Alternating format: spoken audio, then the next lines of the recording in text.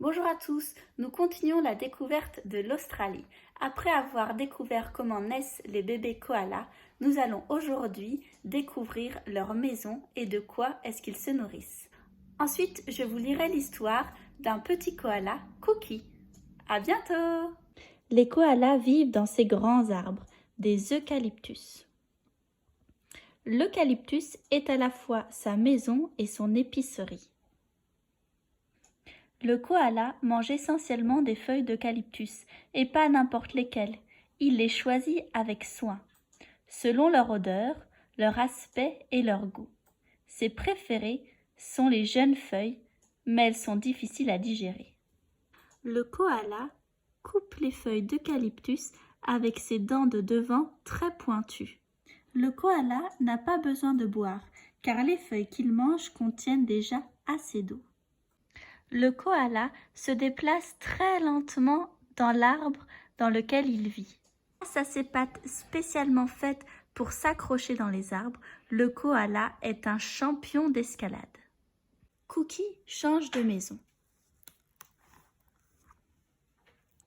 Mais maman, pourquoi devons-nous changer d'arbre? Demande Cookie la petite koala. Cookie est née dans un eucalyptus. Elle en connaît toutes les branches par cœur. Mais maintenant que les meilleures feuilles ont été mangées, la famille doit déménager si elle ne veut pas mourir de faim. Alors, maman demande à Cookie de trouver l'arbre qui sera leur prochaine maison. Cookie commence à descendre tranquillement à la vitesse d'un koala, c'est-à-dire très lentement. Elle entoure bien le tronc d'arbre de ses pattes griffues. Maman lui crie: « Méfie-toi des dingos, ils sont dangereux et rapides. » « Je n'ai même pas peur, » se vante Cookie. Au pied de l'arbre, Kara, son amie kangourou, l'attend. « Bonjour, » dit-elle. « Bonjour, » répond Cookie. « Tu viens jouer avec moi ?» propose Kara en sautant sur ses grandes pattes. « Impossible, » dit Cookie. « Je dois trouver une nouvelle maison. » « Une maison comment ?» demande Kara curieuse. « Un eucalyptus aussi haut que celui-ci, mais avec beaucoup plus de feuilles, » explique Cookie, l'air gourmand. De l'autre côté de la plaine, il y a un petit bois, dit Kara. « Tu veux bien m'y conduire ?» demande Cookie. « Si tu veux, mais si on rencontre un dingo, il faudra courir très vite. » Et les voilà partis. Mais Cookie marche à la vitesse d'un koala, c'est-à-dire très, très lentement. À ses côtés, Kara s'impatiente. La plaine est grande. « C'est quoi cet animal ?» demande Cookie tout à coup. Kara se redresse. « C'est un dingo, n'aie pas peur.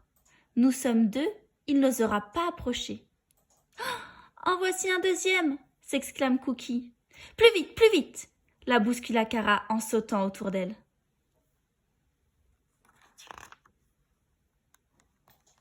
Mais Cookie est incapable de marcher plus vite. « J'ai une idée, » dit Kara. « Viens dans ma poche. »« Ça me rappelle la poche de ma maman, » dit Cookie en s'installant. « Mais la tienne est plus grande. »« Tu es prête ? » C'est parti. Et voilà Kara qui s'en va à grands bonds vers le bois d'eucalyptus. Cookie s'accroche de ses 4 pattes exactement comme elle le faisait dans la fourrure de maman quand elle était bébé. « Voilà ton arbre, » dit Kara. « Monte vite avant que les dingos ne nous rattrapent. » Cookie s'accroche au tronc et commence à grimper dans sa nouvelle maison, à la vitesse d'un koala, c'est-à-dire très, très, très lentement. À l'orée du bois, les dingos aboient, mais ils n'osent pas s'approcher. Kara leur fait peur. « Merci, Kara !» crie Cookie du haut de l'arbre. « Tu donneras ma nouvelle adresse à maman ?»« Compte sur moi, » dit Kara, « et je serai ton ami taxi quand tu voudras. » Fin.